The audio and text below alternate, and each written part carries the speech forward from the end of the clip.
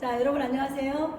오늘은 두 분, 남촌 선생님과 윤 작가님, 윤영용 작가님이라고 근초대왕 쓰신 분, 여러분 그 책 보면 아실 텐데 제가 이 두 분이 얼마나 대단한 분인지 인사를 드릴게요. 두 분 안녕하세요. 네, 안녕하세요. 여러분 반갑습니다. 네, 자, 두 분께 저희가 짜고 하는 게 하나도 없어서 그냥 바로 던져보겠습니다. 자, 뭐가 있냐면요. 사실은 제가 학력이 대학을 안 나왔거든요. 그래서 그런지 제가 인문학 그러는데 도대체 인문학이 뭔지 두 분의 어떤 분이 먼저 인문학에 대해서 한번 풀어주실까요?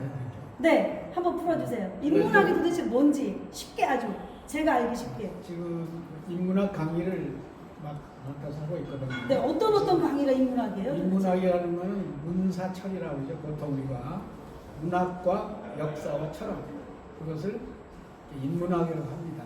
그래서 저는 그 문에다가 황제 4개, 네. 그 다음에 역사는 우리 상고사, 그 다음에 철은 우주 변화 원리. 뭐 다른 사람은 또 다른 걸 놓을 수도 있어요. 네. 저는 그렇게 놓아서 블로그를 운영하고 있습니다. 아, 그러세요? 자, 윤 작가님은 어떻게 생각하세요? 인문학 쉽게 우리가 알아듣기 싫어요. 저같이 좀 무식한 사람이 알아듣게 말씀해 주시면. 우리가 이제 학문이라고 할 때 여러 학문이 있어요. 네. 자연과학이 있죠. 네. 자연하고 자연에서 벌어지는 일들을 과학적 지식을 바탕으로 연구하는 학문이죠. 그 다음에 인간 사회과학이라는 것도 있어요. 아, 그러면 사회가 어떻게 돌아가고 있고 유지되고 있고 운영되고 있는지에 대한 것을 과학적 방법으로 찾아가는. 근데 인문학은 무엇이냐면 인간이 살아가는 일반적인 생활 또는 그 사람이 갖고 있는 사상적인 배경, 역사, 철학, 아까 말씀하셨죠. 그런 내용에 대해서 이렇게 연구하는 학문인데 이렇게 규정지으면 좋겠죠. 그러다 보니까 자연과학이나 과학적 또는 이런 부분은 당장의 삶의 이득이 되기 위한 그런 계산적이고 과학적 방법으로서 취하는데 사고, 인간의 생각과 그런 면에서 깊이를 더하면서 어떻게 살아야 되는가, 인간은 왜 사는가, 이런 구체적인 물음에 대해서 답하고 연구하는 학문이 인문학이죠. 와, 그러면 저는 철학하고 인문학하고 완전히 다른 줄 알았는데 아닌가 봐요. 철학이 안에 인문학의 들어가 있는 핵심이죠. 아, 철학이 인문학의 핵심이군요. 예. 와, 이게 저같이 지금 좀 이렇게 잘 모르시는 분들은 또 잘 아시는 분들은 저걸 질문이라고 해 이럴 수도 있는데 많이죠. 저 같은 분들이 꽤 많단 말이에요. 네. 그래서 제가 모르는 상태에서 질문하기 때문에 저 같은 분들은 아주 좋아할 것 같아요. 이 철학에 대해서 철학과 나왔다 뭐 그러잖아요. 네. 그죠? 네. 그럼 국문과 나오고 철학과 나오고 막 이렇게 과가 다 있잖아요. 국문과를 제가 나왔거든요. 아, 그런가요? 경희대학교 이제 국어 국문과를 나왔는데 네. 제일 쉽게 이해하기 쉽게 설명하면 네. 국문과는 한마디로 네. 굶어 죽는다. 와, 여러분, 국문과가 굶어 죽는 과래요. 왜냐면 저희가 이제 학교 다닐 때 80명이 다녔는데 장학금을 2명 줘요. 네. 단 2명 주는데 한 명이 전액, 한 명은 반액. 근데 왜 그 정도로 장학금이 적냐? 장학금을 주는 곳이 없는 거예요. 다른 경영대학, 무슨 기계학과 공돌이라고 하잖아요. 그런 데는 당장 써먹어야 되니까 기업에서 지원이 많은데 국문과는 굶어 죽는다고 할 수 있는 일들이 대부분 없었어요. 그때 기껏 저희가 가장 많은 취업 장소가 국어 선생님. 아, 그거 외에는 마땅히 뭔가 해야 할 수 있는 일이 없었죠. 글 쓰는 분들. 작가. 근데 작가라는 것이 얼마나 이 좁은 문이냐면 신춘문예를 하려고 정부에서 수만 명이 해가지고 조선일보에서 한두 명, 뭐 동아일보에서 한두 명, 그랬는데 결국은 시인이 되고 소설가가 돼서 여전히 배고픈 거예요. 작가라. 그래서 작가 선생님하고 결혼하라고 하면 다들 피했죠. 왜? 굶어 죽으니까. 그래서 저희를 굶는 거라고 그랬어요. 그 정도로 슬펐죠. 그러면 인문학을 그 전공하신 분들은 굶어 죽는 사람이 많았겠네요. 옛날엔 그랬죠. 인문학. 지금 우리 근대사를 네. 보면은 먹고 사는 것만 급했죠. 연구하고 그렇기 때문에 공학도라든지 뭐 그런 아. 분들이 인기가 좋고 그래서 인문학이 거의 교육이 되지 않고 걸어왔어요. 아하. 그러면서 그러다 보니까는 어떤 현상이 나오냐면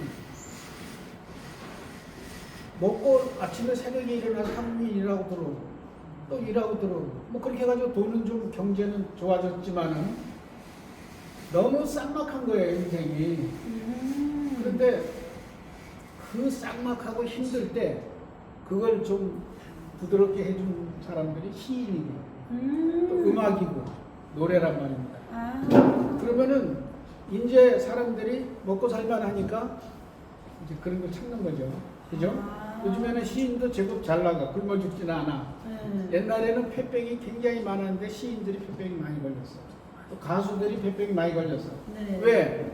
돈이 안 되니까. 그래서 그 인문학이라는 게 이런 것이다는 얘기를 제가 은유적으로 조금 말씀드린 거예요. 그래서 지금은 인문학은 인간들이 왜 내가 이렇게 고생을 해야 되는지 또 고생을 해갖고 돈을 100억을 벌었는데 이걸 어디다가 써야 되는 건지 이게 오히려 인문학이에요. 행복한 방법이죠. 그죠? 근데 사람들은 돈 벌 줄만 알았지 그 돈을 어떻게 쓸 건지에 대해서 생각이 없는 거예요. 그러니까 갑자기 저기 강남이 개발이 돼가지고 갑자기 부자 된 사람들 졸부라고 그러잖아요. 그렇죠. 돈을 어디다가 쓸 것인가에 대한 계획이 없었기 때문에 그 사람들이 완전 졸부가 쫄딱 망하는 부자가 돼버렸어 나중에는. 그거 가지고 뭐 이렇게 괜히 쓸데없이 차도 사고 마누라도 차는데 아들도 차는데 뭐 그렇게 하고선 향락에 빠지는 거죠. 술 먹고 이렇게. 그러면 바로 아까 우리가 이거 하기 전에 생사에 대해서 좀 얘기를 하고 싶다 그런 얘기 했잖아요. 그러니까 생사가 이렇게 난 초년에는 뭘 하고 중년에 뭘 하고 노년 되면 뭘 하겠다는 그런 행복한 계획을 세우는 사람이 행복한 거잖아요. 그죠? 네. 그러면 자기가 그렇게 생각하면 그렇게 가게 돼 있는 거예요. 돈이 많든 적든 간에. 그래서 이런 것이 인문학이다. 이렇게 얘기해도 될까요? 네. 그러면 이렇게 제가 지금 듣다 보니까요. 우리가 진짜 먹고 살 때 급급할 때는 인문학에는 관심이 없었겠네요. 저절로 그렇게 되죠. 바쁘니까. 그죠? 먹고 살아야 되니까. 네. 근데 이제 먹고 사는 게 이제 해결되다 보니까 이제 이게 인문학이 그때는 필요해지는 건가 봐요. 저절로 그렇게 되죠. 왜냐면은 우리가 두 가지로 생각하시면 돼요. 아주 못 먹고 살 때도 인문학은 굉장히 중요해집니다. 그렇죠. 왜냐면은 못 먹으니까 왜 사느냐에 대한 관심이 커져요. 죽게 생겼으니까. 굶어 죽게 생겼으니까 나는 왜 이 굶어 죽어야 되는가? 그렇지. 나는 왜 폐병에 걸려야 되는가? 나는 왜 지금 이렇게 찌질이도 못 사는가? 생각을 안 할 수가 없죠. 그러다 보니까 아까 얘기하셨듯이 작가나 이런 철학하는 사람들이 배고픈 가운데서 좋은 작품들이 나와요. 이상의 날개라든가 감자, 김동인의 감자 이런 작품들 보면 처절하게 배고플 때 쓴 작품들이 굉장히 인간의 내면에 대해서 연구하던 작품들이 많아요. 그죠? 그 다음에 또 하나가 뭐가 있냐면 배가 너무 부른 거예요. 그러니까 이제 먹고 사는 건 다 끝났지. 그 다음에 내 삶이 무의미. 우리가 이런 생각이에요. 맛있는 케이크를 매일 먹으라 그러면 먹을 수 있을까요? 못 먹죠. 바로 그거예요. 못 먹는 거예요. 아무리 이쁜 여자와 또 아무리 잘생긴 남자와 잘생긴 여자 남자들이 막 100명, 1000명씩 있고 그 사이에 못생긴 내가 있으면 재밌을까요? 안 재밌을까요? 별로겠죠? 이게 무슨 얘기냐면 그때 가면 먹을 게 해결되면 내 존재가 무엇이냐라고 생각하게 돼 있어요. 질문이 들어가기 시작하네요. 시작하죠. 그래서 내가 왜 살까? 네, 철학이나 이런 것을 발전시키고 문학을 발전시키고 인문학을 키웠던 사람들이 누구냐면 절대 권력자들이에요. 왜냐면 권력을 가지고 있으니까 더 살고 싶고 나는 더 뭔가 위대한 일이 있을 것 같고 이런 것을 돈을 줘서 열심히 연구하게 하죠. 그래서 인간은 모든 게 풍족하게 만족해졌다라고 생각하는 그 순간에 인문학을 더 찾게 되고 다 잃어버려서 아무것도 없을 때 붙잡는 게 또한 인문학이에요. 거기에 대해서 조금 이어서 네. 얘기를 좀 하면은 우리가 이제 되돌려서 생각해 보면 그 일제 36년 동안 참담한 그 속에서 해방이 되고 막 이럴 때 귀국선 그 노래가 나옵니다. 돌아오네 돌아오네 고향 산천 돌아오네 이런 노래를 막 하는데 그게 인문학이에요. 바로 그런 속에서 새롭게 출발하는 이제 해방이 돼가지고 어떻게 살 것이냐 그 노래 가사에 다 들어있어요.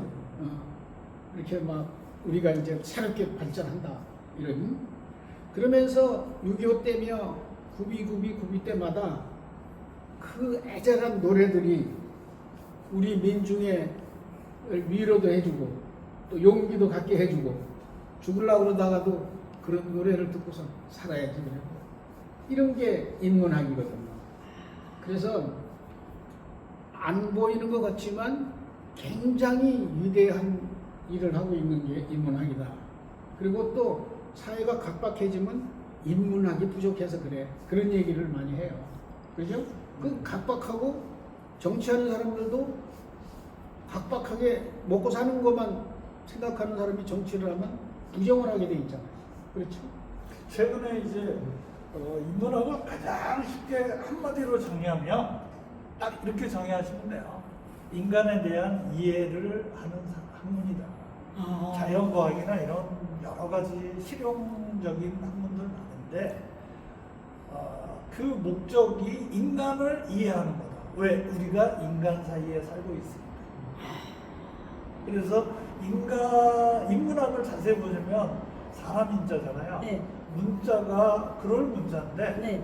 이렇게 갔었다고 생각하시고 밑에가 역시 또 사람이에요. 네.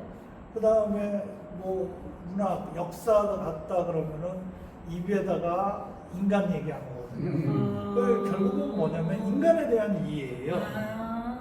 그래서 인간에 대한 이해를 우리가 어떻게 하느냐가 왜 현대 사회에 중요해졌냐면 모든 게 이제 인간 사회가 우리가 이루어져서 현대를 살고 있는데 과학도 결국은 인간이 얼마나 행복하게 잘 살 수 있느냐를 연구하게 돼 있거든요. 그러면 골, 목표 지점이 인간인 거예요. 그러니까 인간에 대한 이해가 돼 있으면 과학도 올바른 방향으로 가겠죠. 아까 남초 선생님께서 굉장히 중요한 얘기를 하셨어요. 네. 정치를 연구하는 거예요. 네. 정치에 대해서 공부를 하는데 인간에 대한 이해가 없이 정치를 연구한다는 건 공허한 얘기가 되거든요. 과학을 굉장히 발달시키는데 인간을 위하지 않고 인간을 해하려고 해요. 인간을 해코지하는 과학으로 발달한다면 그게 무슨 의미가 있겠어요? 사실은 위험한 거죠. 그렇죠. 그래서 인간에 대한 이해 그리고 그 인간에 대한 이해를 바탕으로 우리가 학문을 또는 어떠한 일들을 얼마나 올바르게 할 수 있느냐까지 가는 것 그런 방향성을 가르쳐 주는 게 인문학이다 이렇게 정의하면 좋을 것 한 같습니다. 가지 네. 네. 매듭을 짓는 얘기를 네. 하나 할게요. 네네. 제일 시작할 때 인문학은 문사철이다 그 얘기를 했잖아요. 네네. 근데 세 가지가 다 연관관계가 깊어요, 사실은. 네네. 철학을 학문적으로 만드는 게 문학이거든. 네네. 짧게 하라고 하면 시로 만드는 거고, 네네. 짧게 하라고 하면 단편 소설로 만들고, 더 길게 하라고 그러면 장편 소설을 만들 수 있죠. 그렇죠? 그래서 이제 그렇게 돼 있고, 그래서 지금 우리나라는 일제에다 침략을 받고 또 여러 가지 험난한 세월을 오면서 역사를 뿌리째 잊어버리는 거예요. 그리고 지금 일본 총독부가 만들어 놓은 가짜 역사를 아직도 가슴 아프지만 가르치고 있는 거예요. 그러니까 그동안에 우리가 그거를 연구할 만한 시간적 여유가 없었던 거예요. 먹고 사는다고. 그런 게 인문학을 할 여유가 없었다는 거죠. 그러면서 이제 요즘에 와서는 여러 가지 상고사 역사에 대해서 많은 사람들이 관심을 갖고 굉장히 언쟁을 하고 있거든요. 굉장히 좋은 현상이에요. 그걸 부정하던 얘기든 뭐 긍정하던 얘기든 그것이 관심사가 돼가지고 계속 얘기를 하다 보면 바른 역사가 바로 잡혀지는 거죠. 네네. 네, 그 다음에 또 문학 또 지금 저는 그래서 이 건강에 대해서 네. 황제내 얘기는 강국을 거기다 넣어서 하고 있거든요. 그럼 그것은 사람이 아픈 다음에는 병원에 가야 되지만 그거보다 더 좋은 거는 안 아프고 병에 안 걸리고 건강하게 사는 방법이거든요. 네. 그게 자연인문학이에요. 자연인문학으로 가는 거. 네네. 그래서 그런 걸로다가 지금 정리를 해가지고 그렇게 했더니 150만이 모인 거예요. 기적이에요. 네네. 근데 굉장히 어렵고 누구도 뭐 관심도 없던 게 벼랑간의 사회 속에서 그건 증거잖아요. 네. 150만이 관심을 갖고 있다는 거잖아요. 네네. 그래서 저는 지금 이 시대를 굉장히 그런 현상을 고무적으로 보고 또 우리 같은 사람들도 할 일이 많아졌다는 얘기를 하고 싶습니다. 네. 자, 지금 이 영상을 지금 그 풀로다가 지금 계속 가고 제가 이렇게 그 쇼트로도 남길 거니까 그냥 풀로 가주세요. 이 영상을. 자, 그런데 제가 듣다 보니까 인문학을 알아야만 되는, 인문학을 모르면 여기 보니까 불운해지고 병이 온다고 되어 있네요. 네. 인간에 대해서 이해가 안 가니까. 그런 생각해 보세요. 인간에 대한 이해가 되려면 인문학에 대한 내용이 사실은 필요하죠. 네. 근데 인문학이 뭔지 모르고 관심을 안 가졌으면 인간에 대한 이해가 덜 됐겠죠. 네. 그러면 인간이라는 것에 대한 이해가 없는데 자기 몸을 제대로 관리했을 수가 없겠죠.